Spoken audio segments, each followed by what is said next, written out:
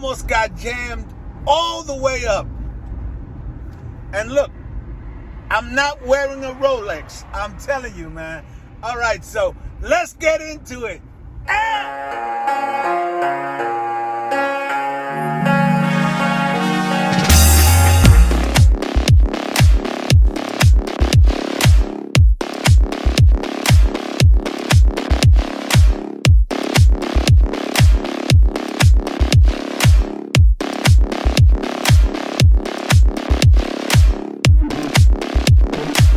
Cheers. It's your host, Richard Prophet. Apex Predator, Last Dragon. I'm at my Lake Mayaka Park with my buddy, Jen. And we're just like, look at the beautifulness of the lake. The birds, the sun, and the sky. Very nice, very nice. I'm not wearing a Rolex. The dragon is not wearing a Rolex. I'm telling you, man, I almost got jammed all the way up. And I'm going to tell you about it. So let's get into it. Boom. All right, yeah. And just like that, you're back. You're back rocking with the dragon. Hey, God, in the city. Yeah, man, I'm telling you, we just had a whirlwind last 3 days. Last 3 days have been... Let me tell you what happened. Let's get into it. Thanks for rocking with the dragon, family. So anyway, as you know, I'm just back from Florida. I got some projects backed up here, so we had to come back to New York. Some stuff needed my attention. But anyway, so we got a letter. Well, the tenant got a letter saying that she was going to have an inspection in 3 days, right? So, I mean, she got the letter a while ago, but she just gave it to us now, and I'm going to tell you why. So, what happens is when you have an inspection, they set up a date with the tenant. They usually notify you. Sometimes they don't. But so it's up to the tenant to notify you that they're having an inspection. So the inspector comes, at the preset date and the preset time. Knock on the door. The tenant lets them in. They conduct their inspection. They check the electrical. They check the smoke alarms. The various alarms. They check the heat, hot water, whatever city you're in, right? We are being in New York, so it's heat, hot water, electrical, alarms, and the overall condition of the home or apartment, right? Of the house or apartment, the home. So, and they also check the common areas for those that don't know. So the inspector knocks, the tenant lets him in, they take care of this. You don't have to be there. One of your representatives don't have to be there. It's just between the inspector and the tenant, right? Okay, boom. But here's the thing. Our tenant, this particular tenant, is currently in the hospital awaiting a major surgery. So she's been laid up in the hospital for weeks. So that is why, first of all, we didn't even know we were having this inspection. And number two, there's no person to let the inspector in to do the inspection. To make a long story, probably even longer, check it out. So the only reason we know why we got this inspection is because the tenant was having our super from that property collect her mail and open it. And he opened it and he told her, oh, you have an inspection in the next 3 days. And she, decided to bless us with that information.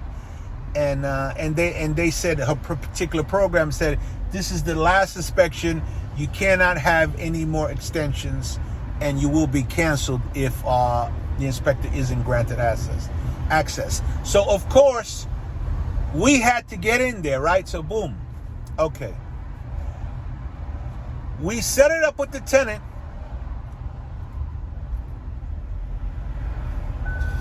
That the super is going to go to the hospital, get her keys, get inside her apartment, and then I'm going to have my guy come down, do any little repairs that she may need or whatever in the apartment, because we like to get into an apartment before an inspection a day or two before. So any little thing, we always check the batteries on the alarms, tighten any screws that need to be tightened. Whatever needs to be done that the tenant may not want to bother you throughout the year with, or they feel like they're might do it themselves. They don't want to bother you with that, but they've never might have got around to it, and that could be something that could potentially jam you up and fail inspection and mess your money up, right? So I always like to get into the apartments 2 days at least before an inspection, just to eyeball what's going on. All right, so boom. And also check the electrical. I wish I had my little tool here, but I left it in her apartment. So anyway, boom. We get in her apartment. Well, my guy gets in her apartment. She left the window open in the kitchen. The window open in the kitchen, and this bad rain that we've had for the past couple of days in New York City, water damage all under her window there, and that wall with the sheetrock or whatever. Boom. Okay. Now, the inspection is in 3 days. So we have to cut out that sheetrock, cut all that out, dry it out with fans, take care of that. Cut that sheetrock out, put it back, whatever, replace it, close her window, lock her window. All the windows have to lock. You have to be sure of that. Have to open and lock. Ooh. This bubbly water is pretty good. If you get a chance, check it out. It's actually mineral water at Costco. Mineral water is like your Perrier and your Pellegrino. So this Costco version is pretty good, though. I like it. So anyway,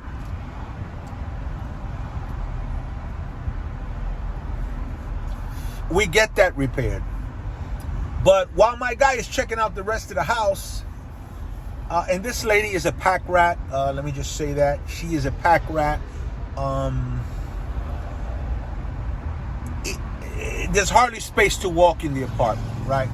So we have to get bags to put a lot of sneakers and clothes and all this stuff in bags to make lanes to get to the electrical outlets to check every electrical outlet. Boom, we do that. Now in the kitchen, we find that the electrical outlet by the stove is not working. What? Yes, it's not working. We asked the tenant, hey, what happened? This electrical outlet by the stove, which plugs in the stove, and which plugs in the stove is not working. She goes, oh, it hasn't been working for the last like 2 weeks before I got to the hospital. But I didn't want to bother you guys, so I just got an extension cord and used. What? That's an instant fail on the inspection. Okay. So we got to do that. We got to fix that. But now, the electrician is not available that night and day. Boom. Okay. We got to wait for the next day for the electrician. Day 2. This is day 2 now.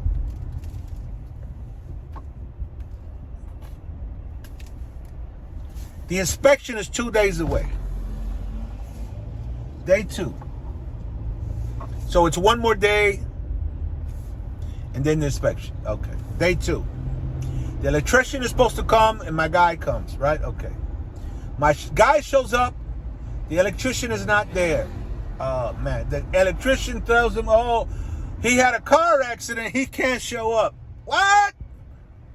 Well, is he going to the hospital? Is he in the hospital? Can he come? He can't show up. Man, okay. So do whatever work you have to do.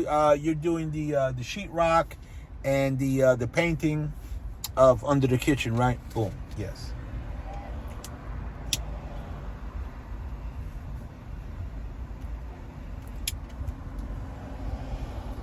So we get that done. Then I also tell them, bag up a lot of that stuff and make like walkways to the electrical outlets so the inspector can check them out. Boom, right? He's doing that.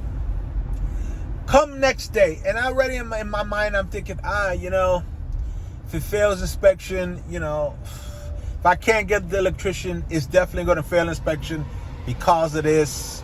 She should have told me it was her fault. You know what? If at the end of the day, it's my fault. It's always my fault because, I should have did a check. I should have, it's my fault. There's no one really to blame but myself, right? So boom. And I'm already preparing. I'm like, you know what? But you know what? I had a feeling. I don't know. I had a feeling that we were going to pull through. Anyway, so now this is the day before the inspection, right? It's about 1 o'clock in the afternoon already. The electrician finally calls. He says he can come over. He says he can make it. Great. Come on over. So we think it's just the two outlets. Swap them out. We'll be good to go. He comes, whatever. There's no power to the line. He thinks there might be two wires connected, whatever. Chases down the line. There's no power nowhere. They can't find the problem. They're there for hours. Now, that was 1 o'clock in the afternoon. It is now nighttime, about 8 o'clock. 7, 8 o'clock, something like that. He can't find the problem. I say, you know what? F it. Stop doing that because it's going to get late and I'm going to fail. Do me a favor. Drop a new line. Boom. Oh, you know what, P? That's a good idea. Great. Drop a new line. So they drop a new line. Long story short, long story short, they have to cut a hole in it, grab the power, drop a new line, boom, boom, boom, 2 new outlets, bang. Good to go. They painted it, sealed that up, sheetrocked it, plastered, boom, that's good to go. He makes a line, my guy bags up a lot of stuff because this lady is like a pack rat. Thousands of pairs of sneakers. I don't know how many pairs of new sneakers that one human being needs, but I only have like a couple of pairs, a pair that I take to the gym and just a pair I wear at the airport because they're easy to slip in and out of. But, this person needs thousands of pairs of new sneakers and Timberland boots, right? So anyway,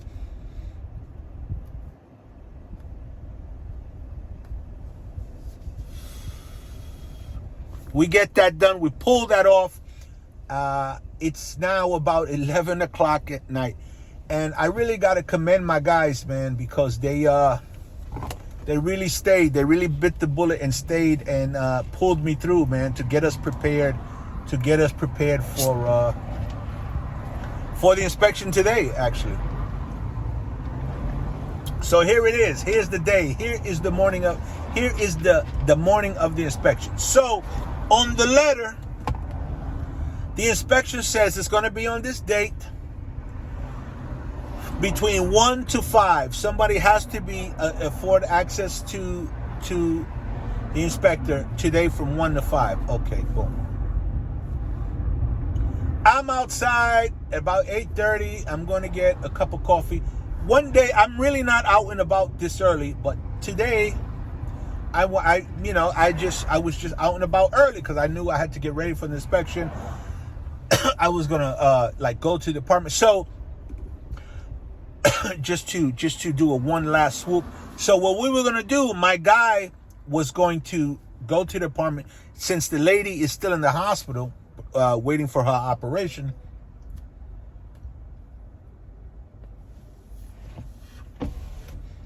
My guy was gonna go to the house at about 12 o'clock to wait for the inspector, to wait all day for the inspector, 12 to 5, 1 to 5. But I get a phone call. Okay.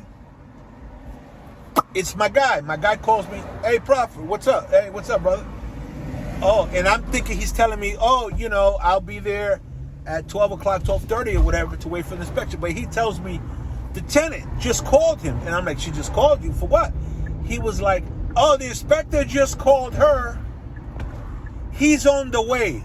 Now, it's 8:30 in the morning. It's 8:30 in the morning. The inspection was supposed to be from 1 to 5. It's 8:30 in the morning. My guy tells me, I can start leaving now, but he's probably like an hour away. And I'm like, so I'm going to start leaving now. And I'm like, no, you know what? I'll go there. I'll take care of the inspection. You're never going to make it. I'm going to have to deal with it. Okay. Boom.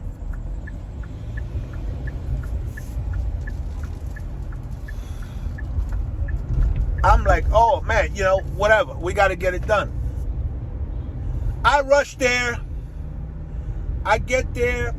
I'm parked a couple car lengths down. I'm telling you, no sooner than I put the car in park, I see this little guy with a book bag and like an iPad in his hand walking up to my building. And I'm like, oh man, that's the inspector. So now at this point, I don't even have a chance to go to the apartment. I don't know what's going on. Boom. I get out. Hey, yes, I'm the inspector. Okay, boom. Yeah, I'll take you in. Oh, are you the landlord? Yes, I am. Okay, so I hear your tenant's in the hospital. She's going to have an operation, right?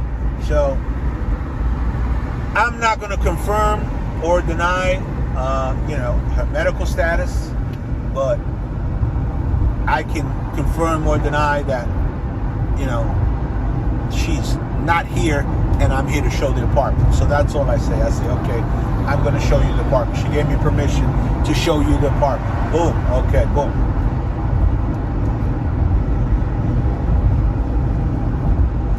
Before we get in, I give them a little warning. I say, just be warned. I want to warn you. This lady's kind of a pack rat. There's thousands of pairs of sneakers everywhere and Timberland boots. He laughs for some reason. He found that funny.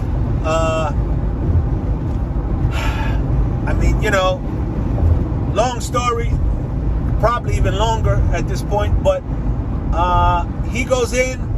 He does a super quick inspection of the apartment. It was a thorough inspection, but he was just super friendly about it, super professional about it, super casual, made me feel relaxed. I was kind of nervous. And he said, okay, yeah, the inspection's all done. The last part of the inspection,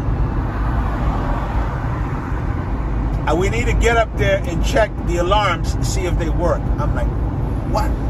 So for those of us that are landlords in New York, or for those that don't know, so it used to be that you used to have your alarms up high where the tenants couldn't touch it,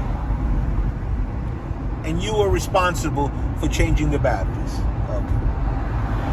Then they changed that, and then they became, you had to have your 2 alarms or your combo system eyes length to where the tenant could change the batteries, and the tenant was responsible for the batteries. Now the latest law is the alarms have to be up high where the tenants can't reach them 4 to 12 inches from the ceiling, and so many feet, 4 feet away from the wall. It's like some crazy weird regulation. So obviously I can't reach up and touch the alarms. And now it just hits me. the only thing that we didn't do, we dropped a new electric line, we fixed the water damage, we put on sheetrock, we did plaster painting. The only thing that I forgot was we checked all the window locks. The only thing that we forgot was, well, that I forgot, was to check if the alarms got fresh batteries. And I said, oh man, in my mind I'm thinking, damn, I hope I'm not gonna fail for this after all I went through this last 3 days. Well, not only me, my whole team, man, Cookie,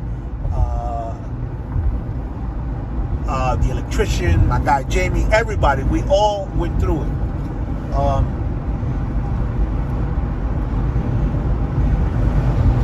I had to get a ladder for the basement. I got a ladder. I stood up there and I was like,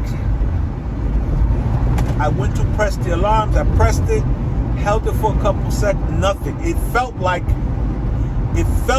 I was holding it for about an hour. But in actuality, it was probably 2 seconds.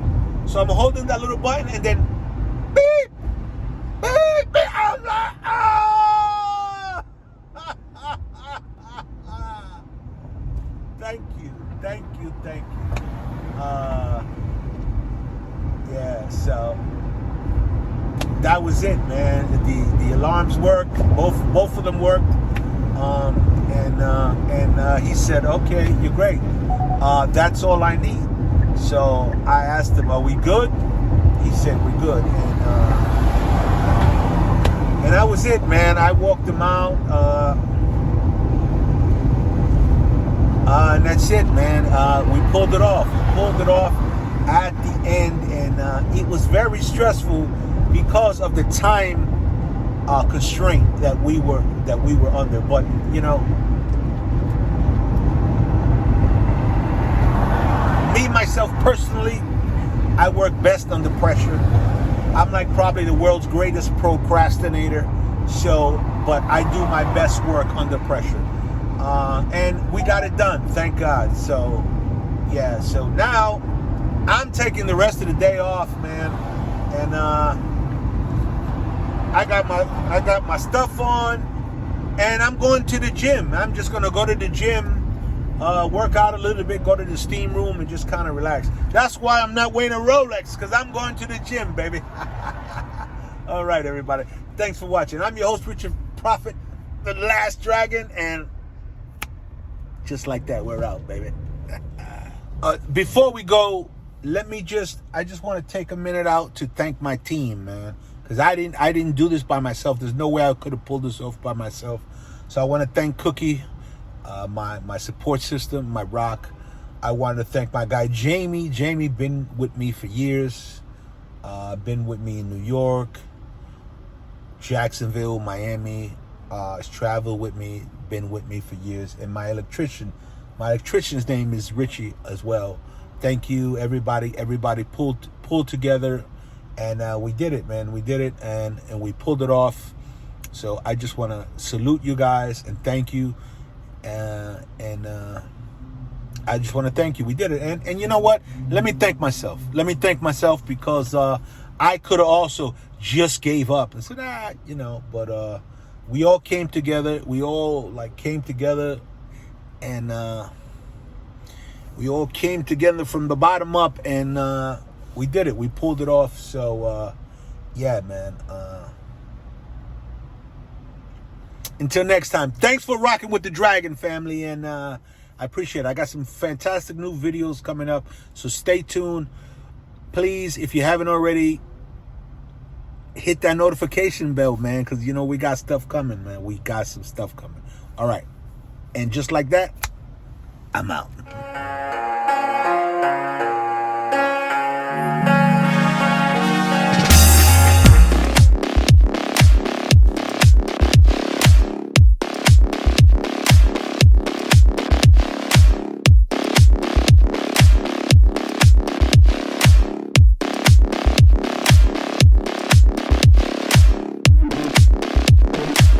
Cheers, family.